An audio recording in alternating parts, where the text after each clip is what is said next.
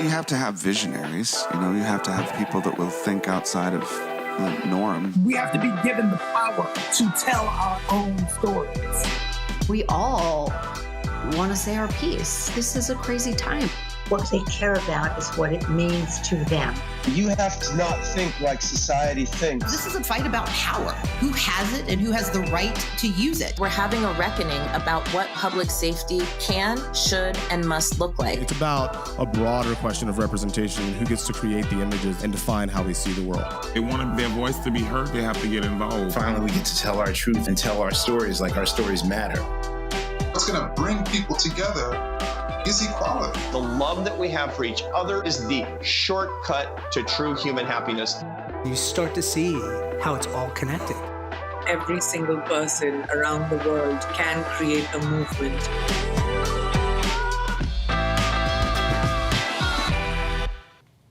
Hello, I'm Hayley Romer, publisher and chief revenue officer at The Atlantic.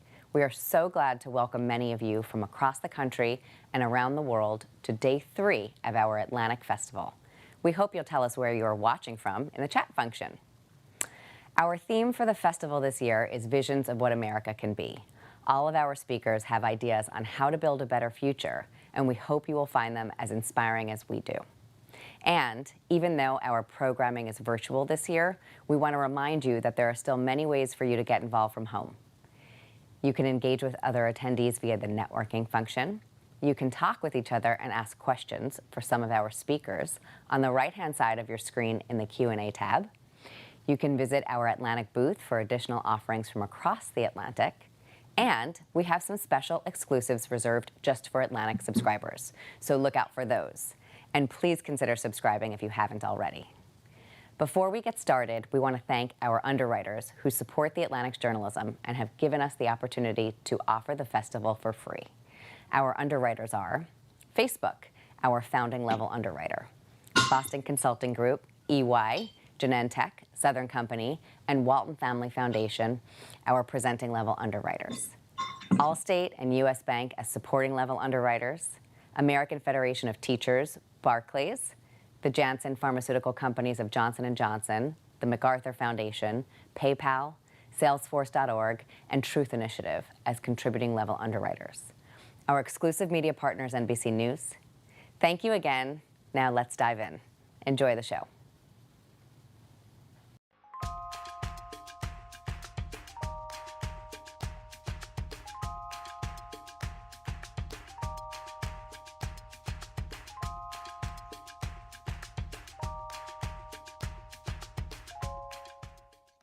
Hello, everyone. I'm Aretae Wyler, the Chief Operating Officer for The Atlantic. We're so glad you've joined us for the festival this year. Of course, we're holding a virtual festival because of the COVID-19 pandemic, which prohibits us from gathering safely. And that social isolation has caused a steep decline in mental health for so many of us, especially young people who are experiencing mental health issues at alarming rates. Over the next hour, we'll talk with a series of experts about potential tools that can help provide a path back to a life of happiness, purpose, and reject harmful habits. Before we get started, we'd like to thank our underwriter, Truth Initiative, the nation's largest public health organization dedicated to achieving a culture where all young people reject smoking, vaping, and nicotine. And we want to remind all of you that you can be part of the conversation by asking questions of our speakers in the chat function on the right side of your screen. Now, let's dive in. Hi. For a conversation on speaking out, please welcome Zach Williams, mental health advocate and son of Robin Williams.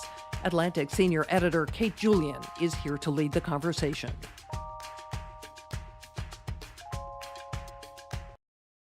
Hi, Zach. So much.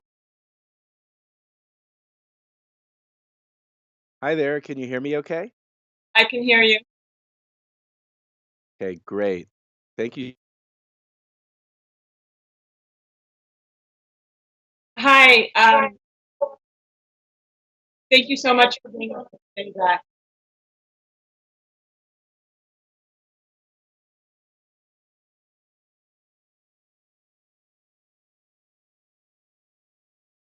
Hi, Zach. for being with us here. Apologies to all of you. Bear with us. The minor disease.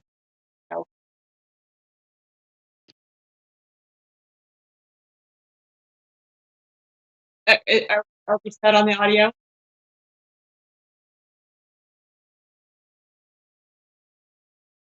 Yeah.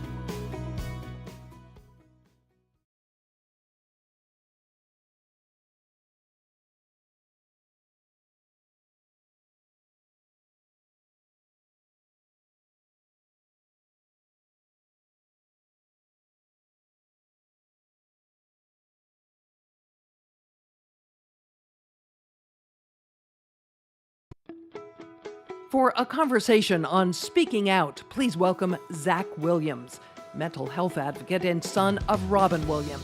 Atlantic senior editor Kate Julian is here to lead the conversation. Hi, everyone. Hi, Zach. Thank you so much for bearing with us on the technical difficulties there. Hi, Kate. Hi. I know it's early out there in California, but I'm so glad to see you.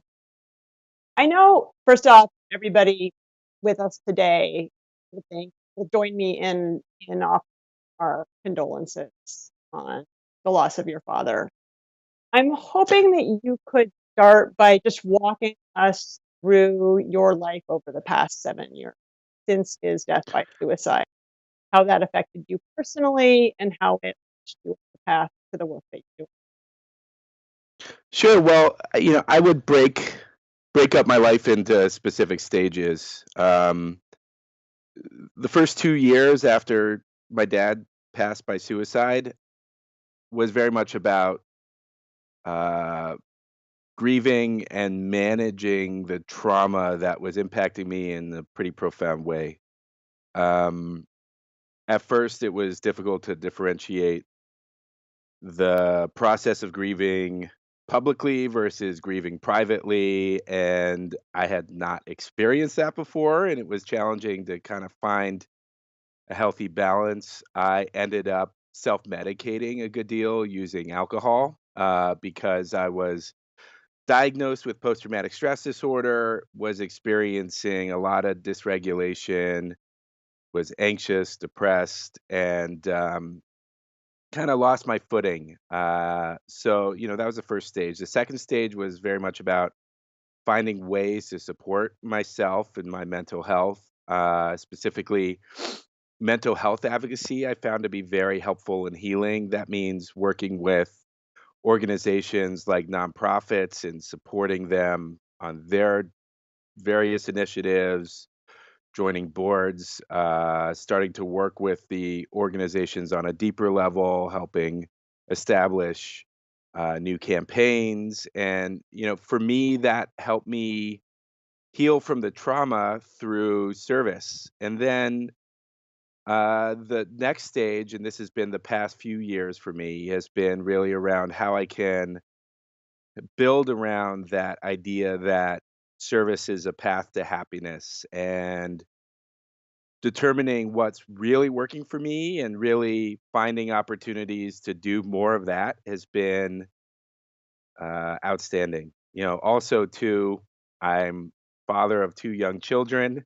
That's been part of this next stage for me, and becoming a dad has been really healing for me, and learning more about myself through showing up for my kids, and also understanding what it is to deal with mental health issues and recovery and the like, as not only a parent but understanding it through the lens of my kids and the like. So it's been a journey, but at this stage for me, it's really about growing as a person, learning more in terms of how I can be the version of myself that not only I want to be, but one that's healing continuously and showing up for others in a meaningful way.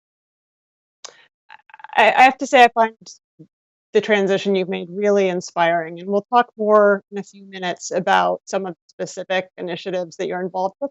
But first, I'd like to pause and talk about the self-medication issue that you raised. You've been really candid about how challenging that period was for you, and we know that during the pandemic, a lot of Americans have used substances, drugs, alcohol in the same way to deal with their own depression and anxiety during this period of time.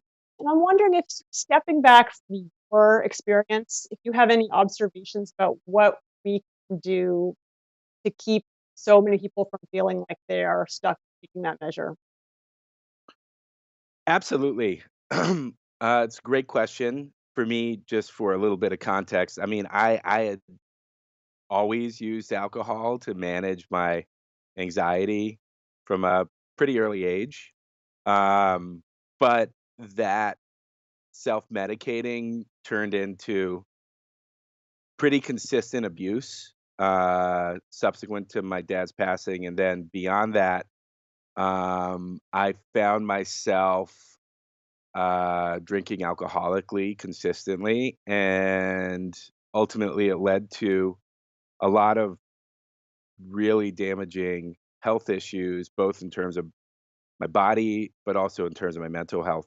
And so, I'm proud to be sober and have been for over 4 years at this point. But, from a lens of self-medicating, especially as you're talking about managing mental health issues, anxiety, depression, and the like during the pandemic, it's been hard because people are more isolated than ever.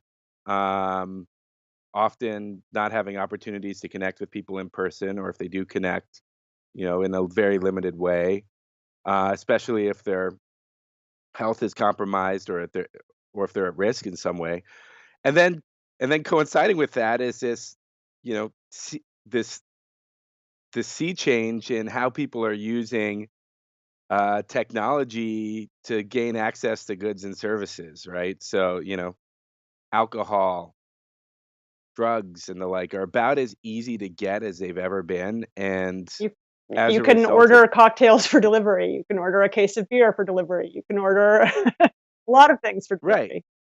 Right. And so, when you're at home isolated over long periods of time or dealing with a lot of stress with family situation, kids, what have you, and trying to manage childcare and education and your own work at the same time, it can be overwhelming. And so, what I found, at least in terms of the data with the organizations I work with and the academic institutions, is that the increase in usage of drugs and alcohol has very much been a function of trying to manage mental health, right? And so, from my lens, what I advocate for is finding your mental health hygiene ritual.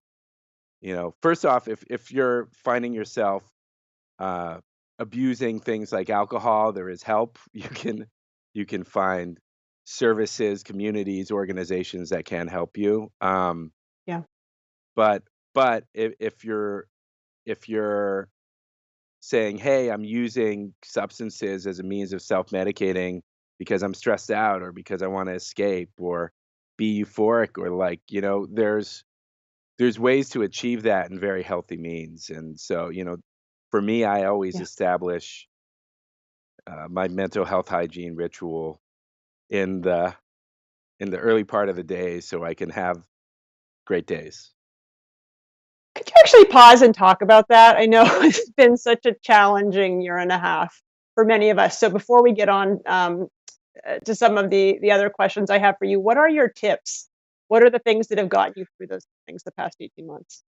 Yeah, sure. So, for me, taking a lens of gratitude and actually establishing a short list every day of what I'm appreciative of has been absolutely outstanding start to the day. Um, and then coinciding with that, kicking off a mindfulness routine, short meditation.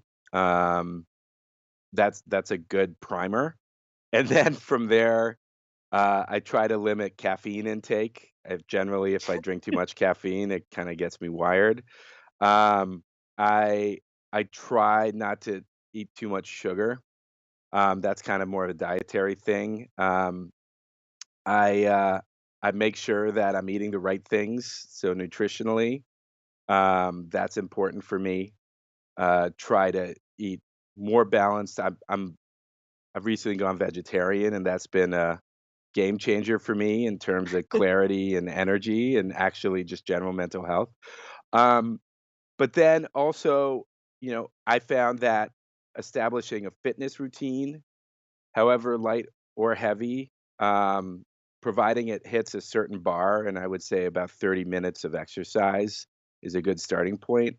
That helps actually establish endorphins and kind of get a little bit of beyond getting the blood moving, actually establishing a base of feeling good. And then coinciding with that, I do engage in uh, you know not only connecting with friends and family on a consistent basis, ideally in person when I can, but also community-oriented activity. For me, as someone who's been in recovery for a period of years, I need this. I need to connect with other people in recovery. But adjacent to that too is therapy. That's been extremely helpful for me.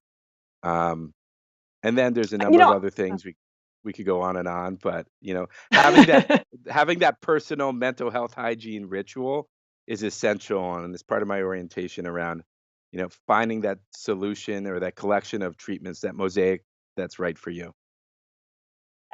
it's a great seg to the next thing I wanted to ask you about. So all of those things you've listed are such great, important personal measures. But when we're looking at this picture from a societal level, there are some other things that we need to deal with. People sometimes complain that our approach to treating mental health is stalled. Most of the treatments that are available have been available for quite a while. They don't work for everybody. I'm interested to hear a bit more about your company, PIM, which is taking a slightly different approach to thinking about sort of this suite or sort of wraparound set of tools that people might need. Could you tell us just a little bit about sort of how this approach is different?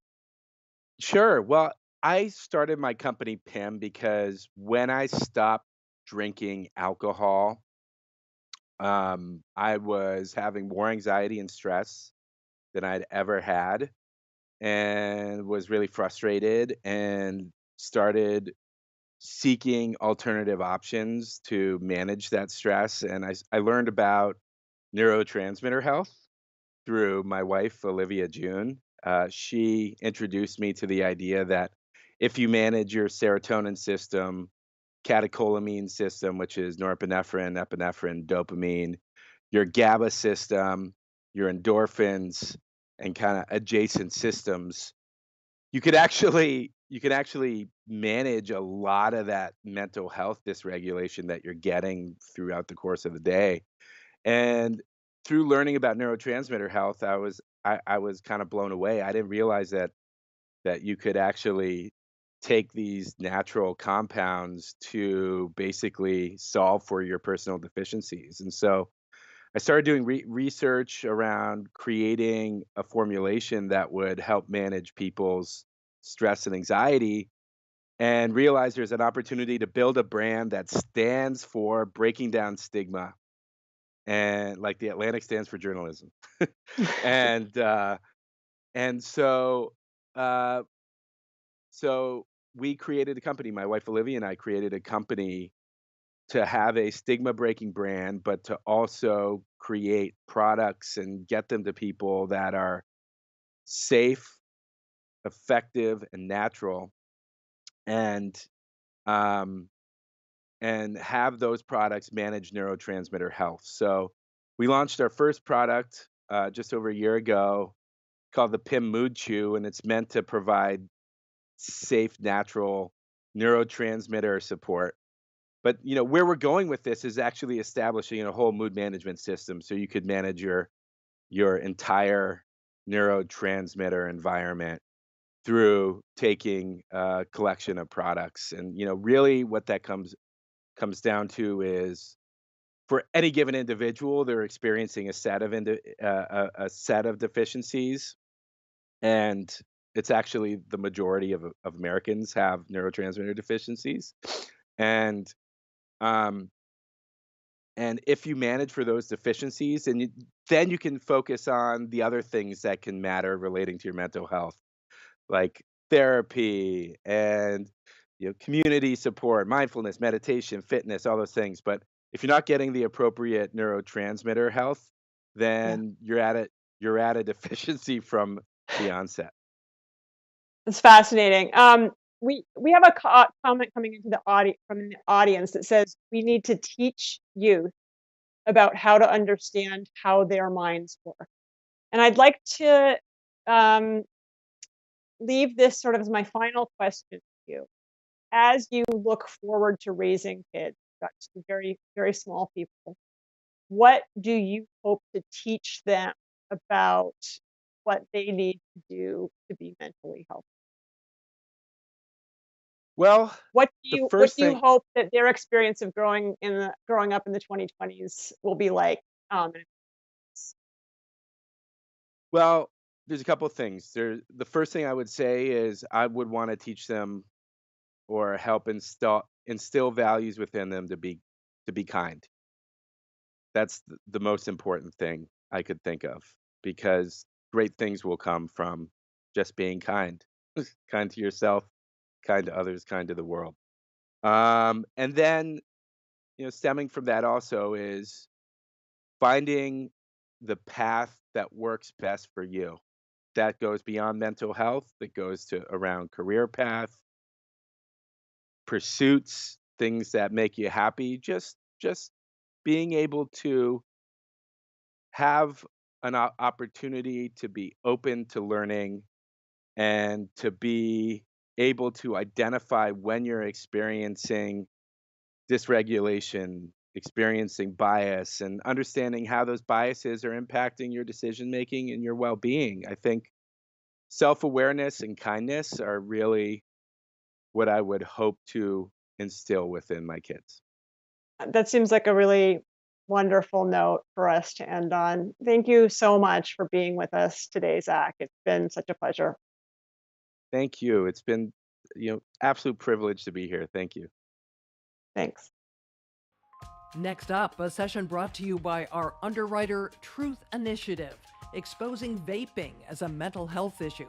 Please welcome Daniel Jeffrey Ament, president of Fight for Wellness and a former vapor, Dr. Vivek Murthy, the U.S. Surgeon General, and Robin Koval, CEO and president of Truth Initiative. Hello, everyone. First, I want to give a huge thanks to The Atlantic for hosting this important conversation today. Truth Initiative cares deeply about the physical and mental well-being of our nation's youth and young adults. Through our highly acclaimed National Truth Public Education campaign, we helped drive down youth smoking rates to historic lows and prevented millions of young people from becoming smokers. We're applying these same proven effective, research-based programs to help end our nation's pervasive youth e-cigarette epidemic, including a text message quit vaping program designed specifically for youth called This Is Quitting. A hallmark of our success is to give young people the facts and information they need to make informed choices to live their best, longest, and healthiest lives.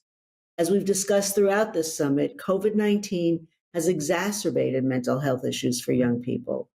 A recently published study in JAMA shows that youth depression and anxiety doubled during the pandemic. Yet the very thing that many young people are turning to for relief is actually making it worse. The science is well established that vaping nicotine worsens anxiety symptoms and amplifies feelings of depression. But we want to make sure young people know this too. That's why we're exposing this fact through our latest Truth campaign called It's Messing With Our Heads. And in the voice of the Truth campaign, which is always a little edgy and willing to reveal tobacco industry tactics, this work is based on a new, fictional vape product that points to what vape companies haven't been telling you about the connection between nicotine and mental health. Let's take a look at 3 quick videos. Why be happy when you can be sad? Vaping nicotine can amplify feelings of depression and anxiety. Depression Stick. Learn more at depressionstick.com. I helped create a vape that makes depression convenient. What is this? My new product, the Depression Stick. Nicotine can amplify depression and anxiety, so I'm trying to sell some depression. Anyways, sadness, stress. All those vape pens that you're carrying, I mean, they pretty much do the same thing as mine. I'm just being honest with my marketing. What are you talking about? You don't want to sell depression? No, you gotta get out of here. Your loss. Bring in the influencers. Today, I'm auditioning influencers to promote Depression Stick online. What is it? It's a vape pen. Like all those vaping companies, the nicotine can amplify feelings of depression and anxiety. So it purposely makes people sad? Talk to your followers. So look, Yo, I can't do that, yo. And this is a sick thing. Other influencers have. I don't care. Joining me now to talk more about how nicotine is unsafe for young people is U.S. Surgeon General Dr. Vivek Murthy. Dr. Murthy issued the first ever Surgeon General's report on youth e-cigarette use in December 2016. First, Dr. Murthy, thank you so much for taking the time to be here today, as we certainly know how busy you are. In your youth e-cigarette report, you talked about how unsafe nicotine is for young people. Can you tell us more about the science behind that and how it also has serious implications for mental health? Well, thanks, Robin. And first of all, it is so good to be here with you today. And I just want to say a big thank you to you and to the Truth Initiative, just for everything you've been doing over the years to help us tackle tobacco use in our country. It's been just incredibly valuable and has clearly saved lives. And the recent ads that you're putting out, I know, are one more step in the direction of trying to help us overcome the latest version of our challenge with regard to tobacco, and that is the e-cigarette challenge we face, particularly among our youth. Now, in 2016, as you mentioned, we put out the first federal report on e-cigarettes on youth. It was our Surgeon General's report on e-cigarettes. And what we laid out there was what the science told us, which is that nicotine is highly addictive. It harms the developing brain, which is one of the reasons why we're particularly concerned about it with adolescents. We're also concerned that nicotine use can increase the likelihood of being addicted to other substances as well. And with e-cigarettes, these have sadly been yet another pathway through which young people have been exposed to nicotine-containing products. In recent years, it's been disturbing to me also that the formulation of this nicotine has been changing in ways that allow higher levels to enter our system. And there is a growing body of science that is showing us that nicotine may also impact our mental health. And the effects on our physical health have been well documented. But consider some of these studies recently. In 2019, there was a large study of about 30,000 e-cigarette users that was published in the Journal of the American Medical Association, also known as JAMA. And what it showed is that current e-cigarette users have double the odds of having a diagnosis of depression compared to those who have never vaped. That's concerning. There's also another study which showed that vaping is significantly associated with higher levels of ADHD symptoms. This is, again, a 2019 study of college students. So like this, there are other studies which have demonstrated that there seems to be an association between e-cigarette use and symptoms of depression and other mental health concerns. And so while we have more to learn about the impact of nicotine on mental health, these studies are concerning, and they add to the reasons that we need to reduce the use of e-cigarette by youth. If you put this in the context of what Robin mentioned earlier, which was the pandemic, I think we all know that the pandemic has taken a real toll, like on our mental and physical health. And we've got to do everything we can to make sure we're bolstering our health at this time of crisis. And when it comes to tobacco, look, we've come a long way overall in getting out the word on youth e-cigarettes, but we've got to do a lot more to protect millions of young people who are still exposed to nicotine through e-cigarettes each and every day. Ultimately, I do feel optimistic that this is a challenge that we can tackle as long as we do it together, because the progress that we've made over the years with traditional cigarettes does give me hope that if we apply ourselves, if we use science to guide us, if we work together in communities, if we push back against the industry factors which may be driving the marketing of these harmful substances to our children, then we can make progress, we can save lives, and ultimately we can prevent the scourge of tobacco-related disease from affecting more people. Thank you, Dr. Murthy. That was really helpful. And always, thank you for your wisdom and your leadership on the youth vaping crisis. I want to wrap our conversation by introducing our audience to an amazing young man, Daniel Ament, to share his story about how vaping nicotine wreaked havoc on his physical and mental health. In fact, Daniel is one of the world's first ever double lung transplant recipients. Welcome, Daniel. It's great to see you looking so well. Please tell us a little bit about your story. Thank you. When I was 16, I received a double lung transplant due to vaping, and I vaped mostly the brand Juul. I also vaped the least amount out of anyone else I knew that was vaping. The first day of my junior year, I hadn't vaped in 4 days because I was quitting, and I woke up to go to school and I felt very sick. I went anyway, so I wouldn't miss my first day, and by the next day, I couldn't breathe and I was in the ER. The doctors took x-rays and told me I had anxiety and that nothing was wrong. Before this, I played 4 sports, I had a 4.1 GPA, and I was in really, really good shape. The last thing I remember was that the doctor said I had anxiety. The next thing I knew, I was waking up in the hospital from a coma, and I had zero memory of the 55 days prior. I woke up unable to perceive who, what, or where I was. I was having delusions and hallucinations. I thought the nurses were trying to kill me, among other things, and I was 99 pounds from 155 pounds.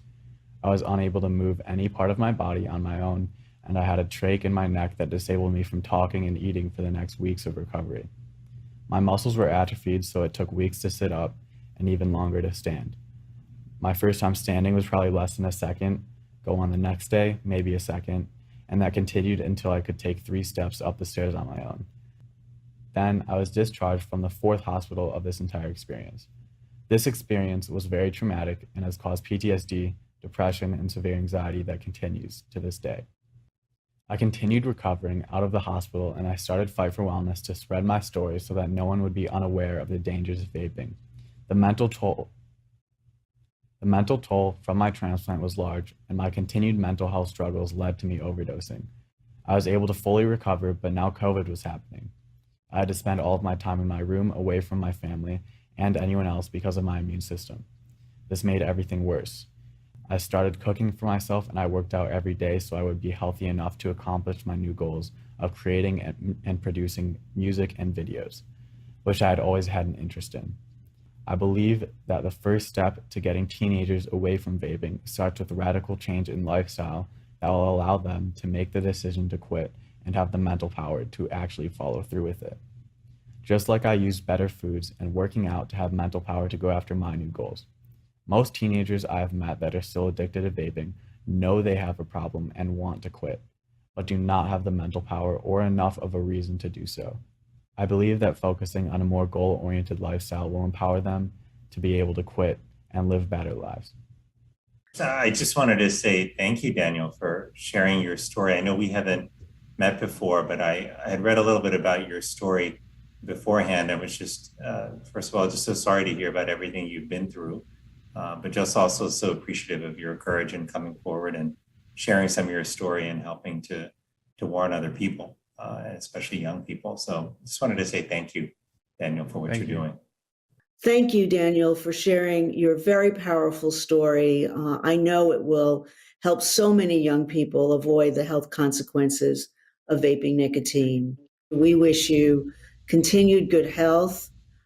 And of course, Dr. Murthy, thank you for all you're doing to continue to combat the youth e-cigarette epidemic and, of course, to help our nation through these unprecedented times. And with that, back over to you at The Atlantic. Our next discussion is on finding hope. Please welcome Miana Bryant, founder of The Mental Elephant, Amit Paley, CEO of The Trevor Project, Hayley Wilcox, professor in the Department of Mental Health at Johns Hopkins Bloomberg School of Public Health, Atlantic staff writer Amanda Mull is here to lead the conversation.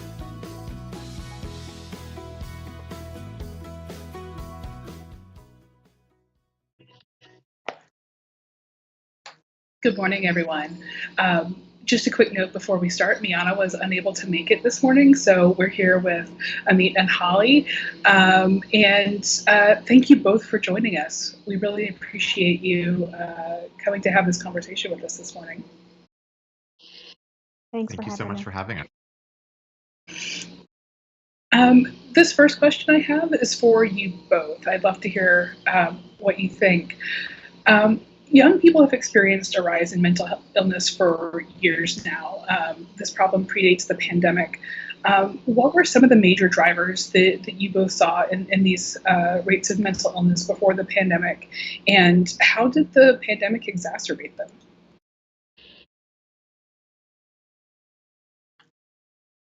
I can jump in and go first. In the United States, rates of in Generation Z, rates of anxiety and depression have been increasing, whereas some other problem areas among young people have been decreasing. And unfortunately, the suicide rate among young people has been increasing. It's the second leading cause of death. And some aspects of the pandemic, such as the abrupt changes in their schooling and social networks, really played a role, I think, in social isolation and perceived lack of opportunities or changed opportunities, and really has made an impact on some of the major risk factors as well for suicide that has made all of us in this field of suicide prevention very worried. And I can just jump onto that there are so many factors going on in society, COVID-19 being one thing that is going on, but many factors in society that have created more challenges for young people, and that those challenges are particularly acute for young people who face who have marginalized identities, who face particular discrimination and stressors in society. So at the Trevor Project, we exist to serve and prevent suicide among LGBTQ young people. And COVID-19 was a very, very challenging time for all young people because of some of the types of social isolation, physical isolation that Holly was talking about. For LGBTQ young people, it was particularly acute. Our research at the Trevor Project found that 70% of all LGBTQ youth said their mental health was poor most or all of the time during COVID-19.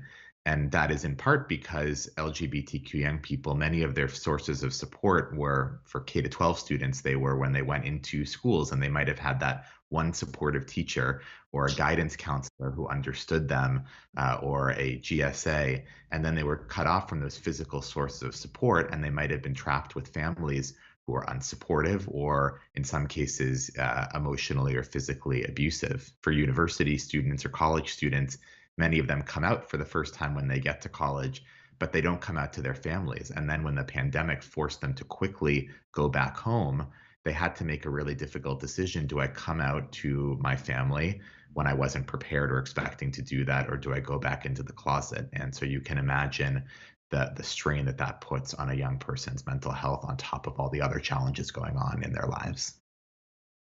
Absolutely. Holly, my next question is for you. Your research focuses on the prevention of suicide over the course of adolescence and into young adulthood. How have you seen the pandemic impact the mental health of the young people you work with? Yeah, that's a really critically important question. The biggest thing for us in the field is that the programs and the projects that we implement in schools, we haven't been able to carry them out because of the, when schools were closed and there was online learning. And so the supports that students had in place through their school, like different programming, access to mental health, staff and counseling staff and different supports as part of school were not available. And a lot of the programs that I work with that I like to deliver in school-based settings some of them were not appropriate for a quick transition to online, and were not really safe enough to transition quickly to a virtual format. So the pandemic has changed the landscape of the field in some ways of school-based suicide prevention, because the opportunities that we usually had to identify students early and get them help were put on hold until students are back. And now the transition back and students getting back to being in person and adjusting to that and it has been a bit of a challenge, but also recognizing that students may be coming back with more need than they had in the past, and how can we best address that need? To follow up on that, Holly, according to a recent CDC study, suspected suicide attempts were over 50% higher among teen girls than during the same period in 2019. Why do you think the pandemic may have been particularly antagonistic toward the mental health of young women and young girls? Yeah, we see a kind of a closing of the gender gap. We've been seeing when we look at our surveillance data in the United States, not only for suicide attempts, but also for suicide among young people. We see that there used to be a 3 to 4 fold 3 to 4 fold more males dying by suicide, and we see that that gender gap is narrowing. And so it's a problem that we have to adjust to, and it could be from the issue that I mentioned earlier that rates of anxiety and depression are we're seeing more.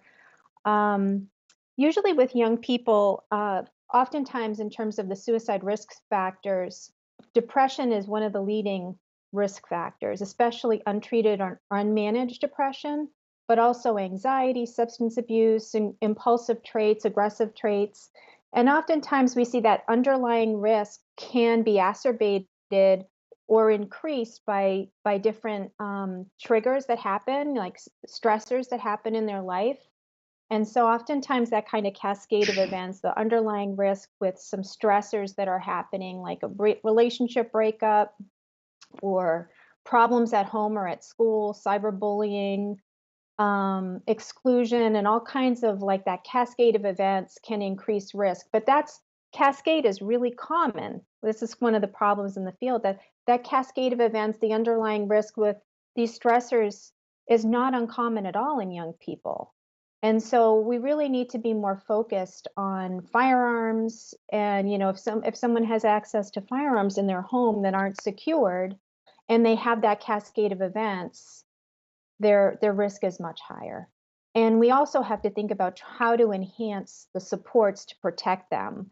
Like, can we teach them skills in coping and problem solving, so that when they do have these this cascade of events or chain of events that I just mentioned, they can navigate it and they can get through it on their own, or at least they know when to get treatment and when something's a crisis.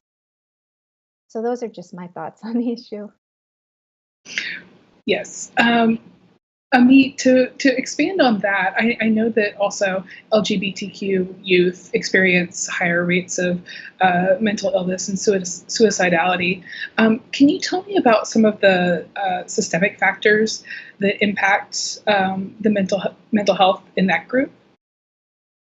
I can, and I mean, so the data is heartbreaking and very upsetting. LGBTQ young people are more than 4 times more likely to attempt suicide than their peers. And I think it's really important to make sure that people know that is not because there is something inherent about being an LGBTQ person that makes you more likely to attempt suicide or to have mental health conditions.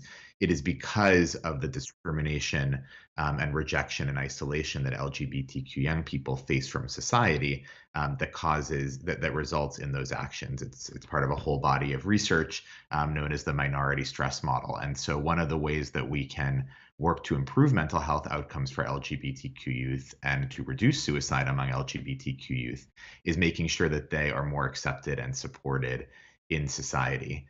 And we have, unfortunately, as we've seen in some cases, progress for LGBTQ acceptance. We've also seen unfortunate trends of the opposite happening. We've seen over the past year in particular attacks in state legislatures across the country, specifically targeting children, trans and non-binary children, trying to prevent them from being able to play sports, trying to prevent them from being able to use the restroom in schools, trying to prevent them from even accessing appropriate medical care. And the Trevor Project's national survey on LGBTQ youth mental health, which I mentioned before, found that 94% of LGBTQ young people said that recent political events, the recent political climate, negatively impacted their mental health. I mean, from a public health perspective, 94%, that's almost everyone, said that the political environment is harming their mental health. And so I think that sends a message to what we need to be doing as individuals, as a society, and for our lawmakers, that the words that they say really do matter. Young people are listening, and that we need to be focusing on sending messages of support and hope to young people, and not messages that are attempting to exclude or put down or alienate and isolate young people for being who they are. Absolutely. Amit, how does our healthcare system impact that? Does it harm? Does it help? What kind of response do LGBTQ youth often encounter in these kinds of settings? Well, there are LGBTQ young people who benefit tremendously from the healthcare system, and there are providers and parts of the healthcare system that are doing life-saving work that are helping LGBTQ young people every day. And we know that the healthcare system overall is not doing nearly enough and is failing in many regards to meet the needs of young people. The research I mentioned before, the Trevor Project conducted, found that nearly half of LGBTQ young people wanted to access mental health care, but could not access it. And that's in part because of affordability issues. That's in part because of access issues, depending where young people are. And then in some cases, the healthcare settings and providers are not LGBTQ competent. And so for a young person who is really struggling and facing rejection and isolation, if they end up going to a therapist or a provider, and that person doesn't understand their identity and acts towards them with some degree of homophobia or transphobia or biphobia and not understanding them, it can really set them back. That if the helper is not helping you and is hurting you, it can both not help you, it can send negative messages, and it can make it less likely that you will seek help in the future. And so we have a lot of work to do as a country, as a society, to make sure we have robust services that are available to everyone, that they are culturally competent and appropriate and supportive. And I do think it's important here to mention, I'm talking about LGBTQ young people, but this spans all identities. We see, in particular, when we talk about race, that there's a lack of access for people of color, for youth of color, and that much of the services that are provided are not necessarily competent or understanding the unique needs of youth of color. And then when you compound that with the multiple identities that young people hold, if you're a Black LGBTQ young person, if you're a Latinx LGBTQ young person, it can be even more challenging to find that help and support that they need and that they deserve. Absolutely.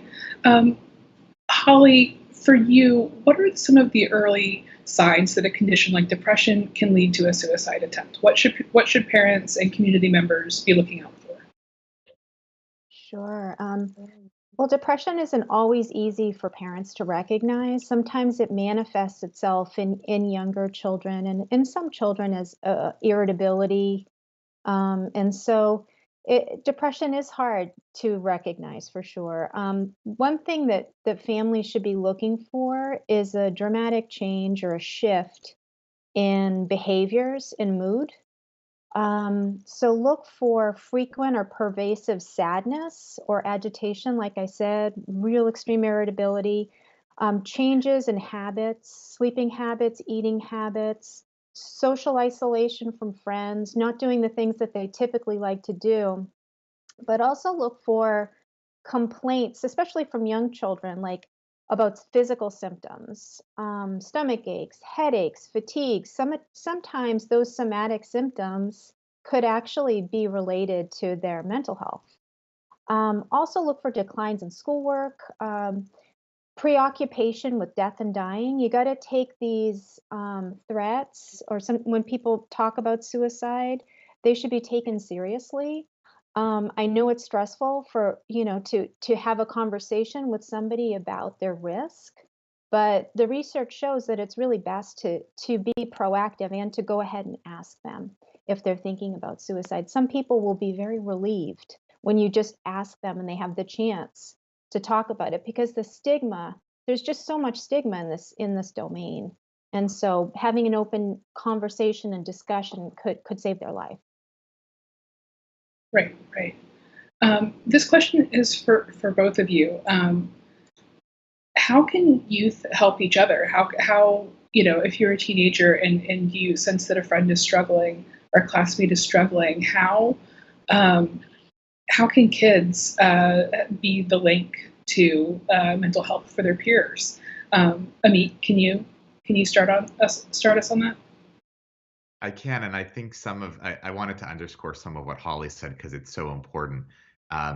It's important for everyone, including young people, and talking to your peers, to be looking for signs that someone might be in distress and needing support.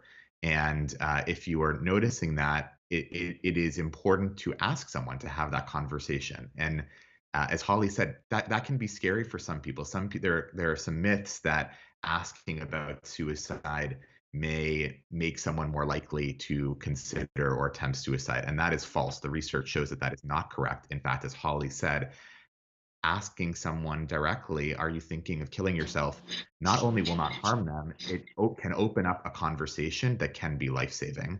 And so really getting people comfortable breaking these stigmas, breaking these taboos, and any young person that is watching, I want to encourage them, if you see your friend struggling, to ask them, check in with them how they're doing, and to be able to ask them directly, are you thinking of killing yourself? That opens up a dialogue or a conversation that in and of itself can create support for that person so that they can feel heard and affirmed for who they are.